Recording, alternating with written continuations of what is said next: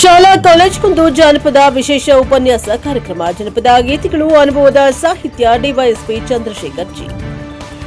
ಸಿಂಧೂರಿನಲ್ಲಿ ಜಾನಪದವು ಮನುಷ್ಯನ ಜೀವನದಲ್ಲಿ ನಡೆದ ಬಂದ ಹಾದಿ, ಅನುಭವ, ಸಂಕಷ್ಟಗಳ ಸಂಕೋಲೆ, ಬದುಕಿನ ಸಂಕೀರ್ಣತೆಯನ್ನ, ಬೆಳವಣಿಗೆಯನ್ನ ಸರಳವಾಗಿ, ಸೂಕ್ಷ್ಮವಾಗಿ ಹೇಳುವ ಒಂದು ಅದ್ಭುತ ಕಲೆ ಜನಪದ ಗೀತೆಗಳಾಗಿವೆ ಎಂದು ಡಿವೈಎಸ್ಪಿ ಚಂದ್ರಶೇಖರ್ ನಾಯಕ್ ಜಿ ಹೇಳಿದ್ದಾರೆ. ನಗರದ ಜ್ಞಾನಜ್ಯೋತಿ ವಿಜ್ಞಾನ ಪದವಿ ಪೂರ್ವ ಕಾಲೇಜಿನಲ್ಲಿ ಕರ್ನಾಟಕ ಜಾನಪದ ಪರಿಷತ್ತು ತಾಲೂಕು ಘಟಕ ಸಿಂಧನೂರು ವತಿಯಿಂದ ಶಾಲಾ ಕಾಲೇಜಿಗೊಂದು ಜಾನಪದ ಉಪನ್ಯಾಸ ಕಾರ್ಯಕ್ರಮದಲ್ಲಿ ಉದ್ಘಾಟಕರಾಗಿ ಆಗಮಿಸಿ ಮಾತನಾಡಿದ್ದಾರೆ. ಜನರಿಂದ ಜನರಿಗೆ, ನಾಲಿಗೆಯಿಂದ ನಾಲಿಗೆಗೆ ಜನಪದ ರಸವಾಕ್ಯಗಳು ಸರಳವಾಗಿ, ಸ್ಪಷ್ಟವಾಗಿ ಜೀವನದ ಪಾಠವನ್ನ ಹೇಳುವ ಕಲೆಗಾರಿಕೆ ಜಾನಪದದಲ್ಲಿ ನಿಗೂಢತೆಯಿಂದ ಅಡಗಿದೆ ಎಂದು ಜನಪದ ಗೀತೆಗಳ ಮೂಲಕ ತಿಳಿಸಿದ್ದಾರೆ.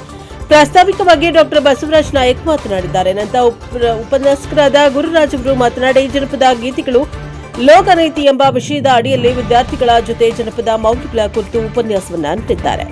ಈ ವೇಳೆ ಪ್ರಾಂಶುಪಾಲರಾದ ವಿಷ್ಣುವರ್ಧನ್ ರೆಡ್ಡಿ, ಜ್ಞಾನೇಶ್ವರ ಎಚ್ ಮಲ್ಲಯ್ಯ, ಹಿರೇಮಠ್, ಸಂಗನಗೌಡ, ಮಾರಲಿಂಗಪ್ಪ ಸೇರಿದಂತೆ ಅನೇಕ ವಿದ್ಯಾರ್ಥಿಗಳು ಹಾಜರಿದ್ದರು. Bureau report Venkatesh Nayak, NKS TV four Sindhanur. ಸರ್ವೇ ಸಾಮಾನ್ಯವಾಗಿ ನಮ್ಮ ಹಳ್ಳಿಗಳಲ್ಲಿ ಬಹಳಷ್ಟು ಜನ ಹಳ್ಳಿಯವರು ಇರ್ತೀರಿ, ನಿಮ್ಗೆ ಗೊತ್ತಿರ್ತದೆ. ಹಳ್ಳಿನಲ್ಲಿ ಒಂದು ಮದುವೆ ಕಾರ್ಯಕ್ರಮ ಆದರೆ ಕೂತ್ಕೊಂಡು ಅವರೇನು ಎಜುಕೇಟೆಡ್ ಇಲ್ಲ, ಶಿಕ್ಷಿತರಿಲ್ಲ, ಓದಿಲ್ಲ, ಬರೆದಿಲ್ಲ, ಆದರೂ ಅವರು ಹಾಡನ್ನು ಬಾಯಿಂದ ಬಾಯಿಗೆ ತಿಳಿದುಕೊಂಡು ಮನದಟ್ಟು ಮಾಡಿಕೊಂಡು ಮತ್ತೆ ಯಾವ ಸಂದರ್ಭದಲ್ಲಿ ಯಾವ ಹಾಡನ್ನು ಹಾಡಬೇಕು ಅಂತೇಳಿ ಅದನ್ನು ನೆನಪಿಟ್ಕೊಂಡು ಆಡ್ತಕ್ಕಂಥ ಒಂದು ಶೈಲಿಗೆ ನಾವು ಜನಪದ ಹಾಡುಗಳು ಅಂತ ಕರಿತೇವೆ. ಈಗಾಗಲೇ ನಮ್ಮ ಅಧ್ಯಕ್ಷರು ಹೇಳಿದರು, ಹಂತಿ ಹಾಡಿರ್ಬೋದು, ಮತ್ತು ಮುತ್ತೈದರ ಹಾಡಿರ್ಬೋದು, ಬೆಳೆ ನಾಟಿ ಮಾಡಬೇಕಾದ್ರೆ ಹಾಡುಗಳನ್ನು ಹಾಡ್ತಕ್ಕಂಥದ್ದು.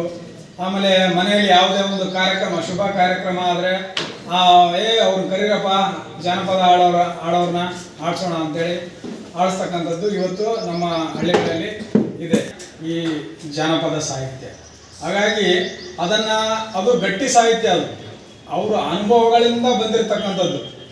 ನಾವೇನು 12ನೇ ಶತಮಾನದಲ್ಲಿ ಶರಣರ ಅನುಭವ ಮಂಟಪ ಅವ್ರು ಹೆಂಗೆ ತಾವು ಅನುಭವಿಸಿ ಅದನ್ನು ನಮಗೆ ಸಂದೇಶವನ್ನು ವಚನಗಳ ಮೂಲಕ ಕೊಟ್ಟಿದ್ದಾರೆ, ಆ ನಿಟ್ಟಿನಲ್ಲಿ ಅದನ್ನು ನಮಗೆ ಕೊಟ್ಟಿದ್ದಾರೆ. ಅದನ್ನು ಅಧ್ಯಯನ ಮಾಡಿದಾಗ ಮಾತ್ರ ನಮಗೆ ಅದರಲ್ಲಿ ಏನು ಗಟ್ಟಿ ಇದೆ, ಏನು ಮಾರ್ಗದರ್ಶನ ಇದೆ, ಏನು ಸಂದೇಶ ಇದೆ ಅಂತೇಳಿ ನಾವು ತಿಳಿದುಕೊಳ್ಳೋದಕ್ಕೆ ಸಾಧ್ಯ ಆಗ್ತದೆ. ಹಾಗಾಗಿ ಸಾಹಿತ್ಯದಲ್ಲಿ ಹಲವಾರು ನವ್ಯ ಇದೆ, ನವೋದಯ ಇದೆ, ಬಂಡಾಯ ಇದೆ. ಎಲ್ಲ ಸಾಹಿತ್ಯಗಳಲ್ಲೇ ಮೂಲ ಅಂತ ಹೇಳಿದ್ರೆ ಜನಪದ ಸಾಹಿತ್ಯ. ಹಾಗಾಗಿ ಈ ಕವಿಗಳು ಏನಿದಾರಲ್ಲ ಅವರು ವಿಭಿನ್ನವಾಗಿ ಆಲೋಚನೆ ಮಾಡ್ತಾರೆ. ಸಾಹಿತ್ಯಗಳು, ಕವಿಗಳು ಯಾರು ನೀವು ಬರೀ ಸಿಲೆಬಸ್ ಓದ್ತೀರಿ, ಮನೆಗೆ ಹೋಗ್ತೀರಿ, ಆದರೆ ಯಾರಲ್ಲಿ ಯಾವ ಸಾಮರ್ಥ್ಯ ಇದೆ ಅಂತ ಹೊರಗೆ ಬರ್ಬೇಕಂತ ಹೇಳಿದ್ರೆ ನೀವು ವಿಭಿನ್ನವಾಗಿರ್ತಕ್ಕಂಥ ಆಲೋಚನಾ ಕ್ರಮವನ್ನು ರೂಢಿ ಮಾಡ್ಕೋಬೇಕು. ಯಾವುದು? ಕಾಗೆ, ಕೋಗಿಲೆ.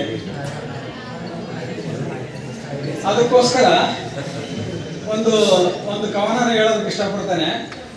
ಕವನದ ಶೀರ್ಷಿಕೆ ನಾನೇ ನೀನು ನೀನೆ. 100 ಜನರು ನೋಡುತ್ತಿರಲು ಕಾಗೆ ಕೋಗಿಲೆ ಒಂದೇ. 100 ಜನರು ನೋಡುತ್ತಿರಲು ಕಾಗೆ ಕೋಗಿಲೆ ಒಂದೇ, ಆದರೆ ಕೂಗಲೆರಡು, ಕಾಗೆ ಕಾಗೆಯೇ, ಕೋಗಿಲೆ ಕೋಗಿಲೆಯೇ. ಅದಕ್ಕೆ ಕಾಗೆ ಹೇಳ್ತಂತ ಮುಂದೆ, ಮಧುರ ಕಂಠದಿ ಕೂಗಿ ಮರಳು ಮಾಡುವ ಎಲೆ ಕೋಗಿಲೆಯೇ, ನಿನ್ನ ಕಂಠ, ರೆಕ್ಕೆ, ಹುಕ್ಕ ಬಲಿಯುವಂತೆ ಮಾಡಿದ್ದು ಈ ಕಾಗೆ ಎಂಬುದನ್ನೆಂದೂ ಮರೆಯಬೇಡ. ನಿನ್ನ ಕಾಗೆ ಎಂಬುದನ್ನೆಂದೂ ಮರೆಯಬೇಡ. ಮತ್ತೆ ಮುಂದುವರೆದು ಹೇಳ್ತಂತೆ, ನಿನ್ನ ಮರಿಗಳನ್ನು ಸಾಕದ ಕಡು ಸೋಮಾರಿ ನೀನು. ನಿನ್ನ ಮರಿಗಳನ್ನು ಸಾಕದ ಕಡು ಸೋಮಾರಿ ನೀನು. ನಿನ್ನ ಮರಿಗಳನ್ನಲ್ಲದೆ ನನ್ನ ಮರಿಗಳನ್ನು ಪೋಷಿಸುವ ಮಹಾಮಾತೆ ನಾನು. 100 ಜನರು ನೋಡುತ್ತಿರಲು ಕಾಗೆ ಕೋಗಿಲೆ ಒಂದೇ, ಆದರೆ ಕೂಗಲೆರಡು, ಕಾಗೆಯೇ ಕೋಗಿಲೆ ಕೋಗಿಲೆಯೇ. ಮತ್ತೆ ಮುಂದುವರೆದು ಕಾಗೆ ಹೇಳ್ತದೆ, ಆದರೇನು ಮಾಡಲಿ ಮಧುರ ಕಂಠದಿ ಕೂಗಿ ಮರಳು ಮಾಡುವ ಕೋಗಿಲೆಯೇ ಬೇಕು ಈ ಜಗಕ್ಕೆ. ಕರ್ಕಶ ಕಂಠವಾದರೂ ವಿಶಾಲ ಹೃದಯದ ಕಾಗೆ ಬೇಕಿಲ್ಲ ಈ ಜಗತ್ತಿಗೆ. 100 ಜನರು ನೋಡುತ್ತಿರಲು ಕಾಗೆ ಕೋಗಿಲೆ ಒಂದೇ, ಆದರೆ ಕೂಗಲೆರಡು, ಕಾಗೆ ಕಾಗೆಯೇ, ಕೋಗಿಲೆ ಕೋಗಿಲೆ.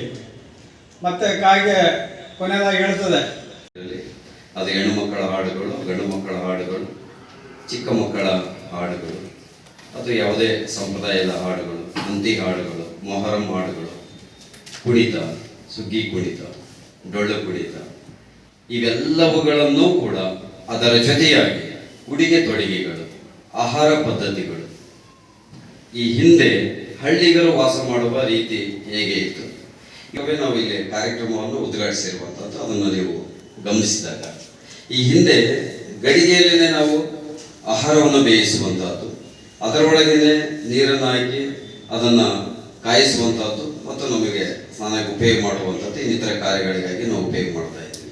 ಸೌದೆಯನ್ನು ಉಪಯೋಗ ಮಾಡ್ತಾ ಇದ್ದೀವಿ. ಆದರೆ ಇವತ್ತು ಅವೆಲ್ಲವುಗಳ ಸ್ಥಾನದಲ್ಲಿ ಬೇರೆ ಯಾವ್ಯಾವುಗಳು ಬಂದಿದ್ದಾವೆ ಎನ್ನುವಂಥದ್ದು ಇದು ಜನಪದ ಮತ್ತು ಆಧುನಿಕ ವರ್ತಮಾನ ಕಾಲದಲ್ಲಿ ನಿಂತುಕೊಂಡಿರುವಾಗ ಹೇಗೆ ಮುಖಾಮುಖಿ ಆಗಬೇಕಾಗಿದೆ.